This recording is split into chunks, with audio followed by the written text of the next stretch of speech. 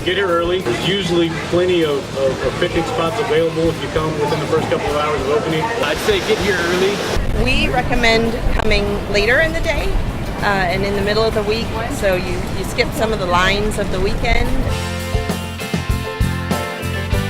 If you've never been to Schlitterbahn before, I would say definitely take advantage of being able to bring in your own cooler with water and snacks. Obviously, that's the biggest benefit to save money and to cut down costs for a family. Sunscreen, that is key. Bring your water shoes. They will save your feet from the heat of the cement. Bring something to protect your phone. Bring toys and towels and sunscreen and food and water, everything. We typically will bring people and leave everything in the car. If you don't need to bring it into the park, you can just leave it in your car. Another tip is bring yourself.